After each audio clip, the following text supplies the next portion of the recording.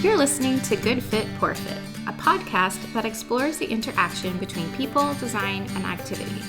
Good Fit, Poor Fit is part of the Universal Design Project, a nonprofit organization with a vision for every community across the USA to have a surplus of homes and opportunities for social participation that are universally and financially accessible. Learn more at universaldesign.org. Hey everyone, it's Katie and welcome back to another episode of Good Fit, Poor Fit. If you've been listening to this podcast, then you probably know that I have been a guest on many of these episodes. But for those of you listening that don't know me, I'd like to formally introduce myself. My name is Caitlin Richardson, but I go by my nickname Katie. And I am a third-year Doctor of Occupational Therapy student at Murphy-Deming College of Health Sciences at Mary Baldwin University. Over the past 14 weeks, I have been completing my Doctoral Experiential Component, or DEC, with the Universal Design Project. And really quick, I just wanted to define this DEC for you in case you've never heard of that before. The DEC is an experience where Doctor of Occupational Therapy students gain advanced skills that are beyond the generalist level, and through my doctoral project, I am gaining advanced skills in leadership and advocacy. So in the OTD program at Murphy-Deming, we complete 2 years of didactic coursework, and then in our final year, which is year 3, we go out on 2 level 2 fieldworks. Each fieldwork is 12 weeks long, and then we complete a 16-week DEC. However, this year, because of the coronavirus outbreak, our DEC projects were shortened to 14 weeks. So I am currently in my last week of my project, and I wanted to record one last podcast episode to kind of fill you in on all the work that I've done and explain how my outcomes have contributed to the advancement of not only the occupational therapy profession, but my skills as a future occupational therapist. And the most logical way for me to present this information to you is basically to just present my professional poster. Because at the completion of our DECs, we have to write a portfolio and then we have to design a professional poster. And I don't want to bore you with my portfolio because it's an incredibly long written document that pretty much explains the purpose of the DEC, and it has a lengthy literature review, and then I have to describe my outcomes, and then I give a reflection at the end. But the professional poster is basically saying everything my portfolio says, but in a much more condensed, organized, and succinct way. So I figured I would just record myself presenting it, but with more of a casual twist. And I will also include a copy of my poster in the show notes of this episode so that if you would like to see it, it'll be there for you. It's actually pretty cool that I have the opportunity to record my poster presentation as a podcast episode because it gives me good practice for when I have to present this formally to my faculty. Normally, we would have to go back to campus, print out our posters, dress up professionally, and we'd all meet and put our posters on easels, and we'd stand by it, and one by one, we'd have to present our posters to our faculty, but that won't be happening this year because of the coronavirus, so we are actually doing our formal poster presentations virtually, so this kind of gives me good practice for that. But yeah, so let's go ahead and get into it. I first want to talk about my site and my mentors. As you already know, I have been working with the Universal Design Project, and they are a nonprofit organization out of Harrisonburg, Virginia, and they were founded in 2016. Their mission is to provide the easiest way for communities to implement universal design in areas not regulated by the Americans with Disabilities Act, or ADA. Their overarching goal is to facilitate interprofessional collaboration between healthcare professionals, design professionals, and design advisors to create universally designed housing plans, and this all occurs remotely. This site is the ideal setting for understanding occupational therapy's role in universal design and gaining those advanced skills in advocacy and leadership. And my site mentors are actually the founders of the UD project, and they are Sarah and Scott Pruitt.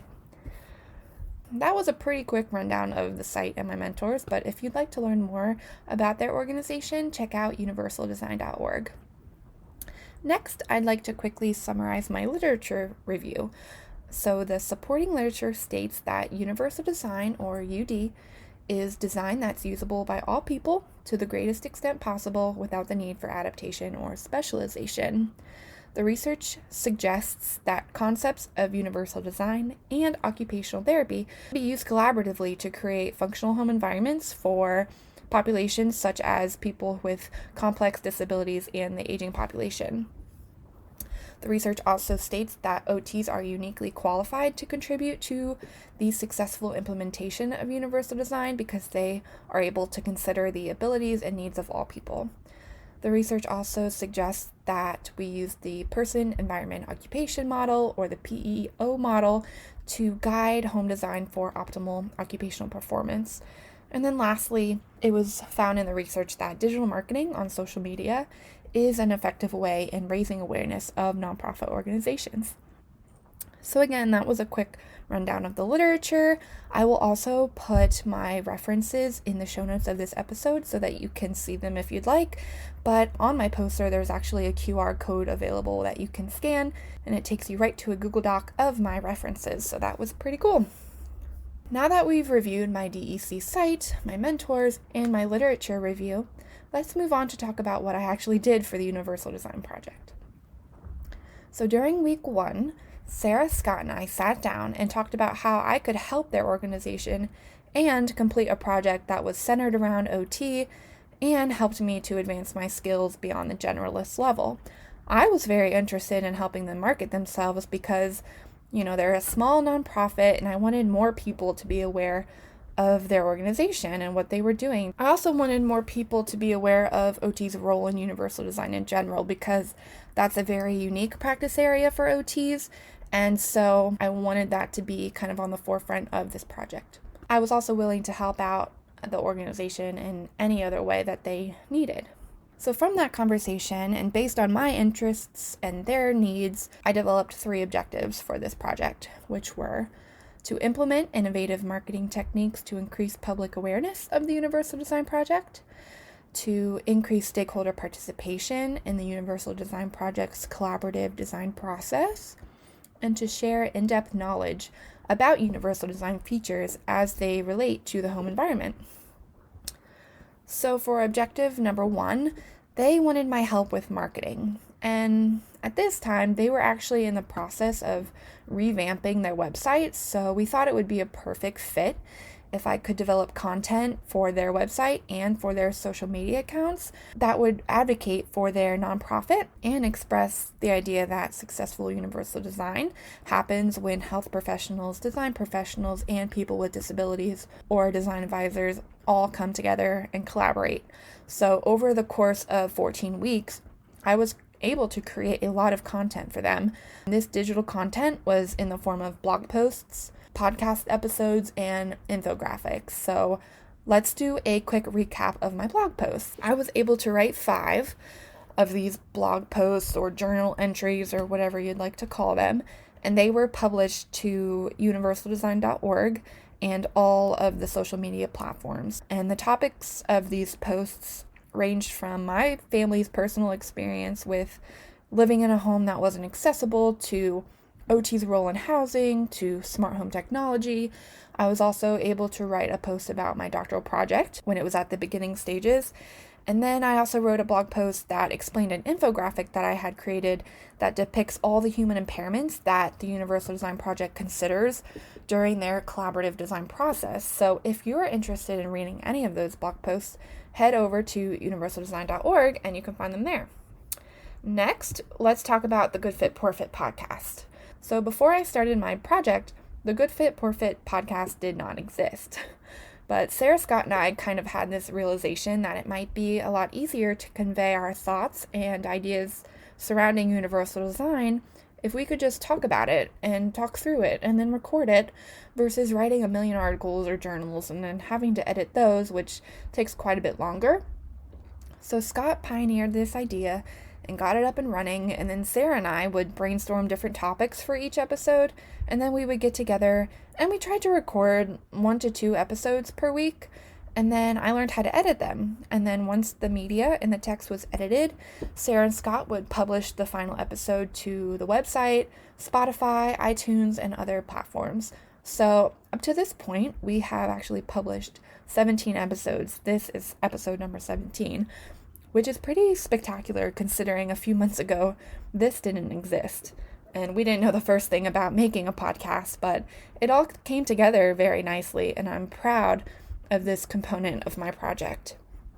And in recent years, I feel like podcasts have gained a lot of popularity and have really taken off. So I felt like creating a podcast was an awesome way for people to learn more about universal design, promote the organization, and just teach people that there are certain features that will enable a good fit for people in their home environments. And you'll notice that each episode relates to an environment, either being a good fit or a poor fit for someone when completing their occupations. And this relates to the PEO model, which says that there must be a harmonious fit between a person, their environment, and their occupation in order to achieve occupational performance. And that's what this podcast explores, is the interaction between people, design, and activity.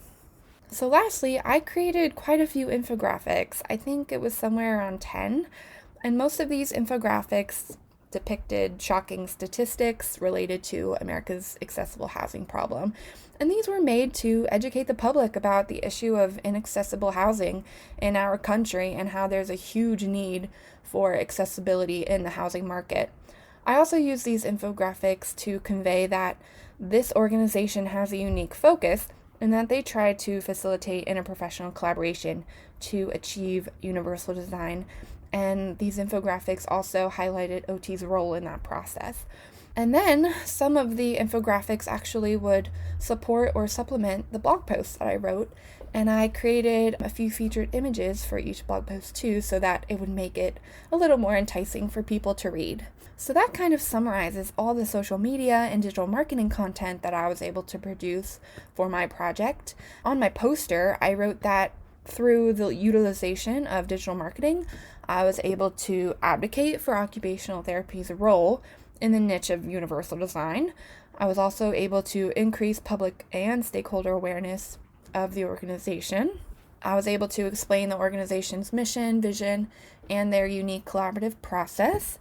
I was able to educate the public and stakeholders on various universal design features and their implications. I was able to advocate for interprofessional collaboration between OTs, design professionals, and people with unique personal experience with disability. I was able to facilitate participation within the Design Advisor group utilizing email surveys, which I'll get to next. I was able to promote the Good Fit, Poor Fit podcast, which highlights the PEO model. And then I was also able to depict shocking statistics related to accessible housing in America. Now, before we move on to talk about how I achieved my second objective, I just wanted to mention that I did have plans to network and market universal design at the AOTA conference, or the American Occupational Therapy Association conference that was going to be in Boston this year, but it was canceled due to the coronavirus. So unfortunately, I was not able to do that, but I would have loved to had I had the chance. So next, let's talk about my second objective, which was to increase stakeholder participation in the Universal Design Project's collaborative design process. So the stakeholders that we're focused on here are the design advisors. So to increase the participation of our design advisor group, we created surveys that we sent out via email with a link that led them to the survey. And these surveys helped us to understand if the pictures that pop up on Google when someone searches for the term universal design are actually universal design. So I spent many hours searching the web for pictures that were associated with the key term universal design, or accessible home, or accessible kitchen, accessible bathroom, and so on, because it's likely that builders or architects are seeing these same images when they do a Google search, and they might assume that that design in the picture works well for everyone and then run with it, and that might not be the best idea.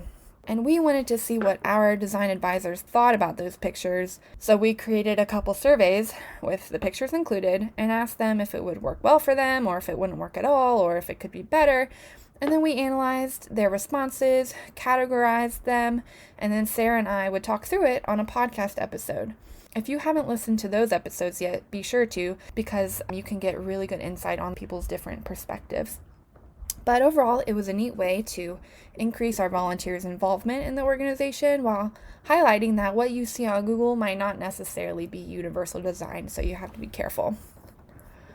Another way that I helped the Universal Design Project was by trying to increase the diversity of the design advisor group.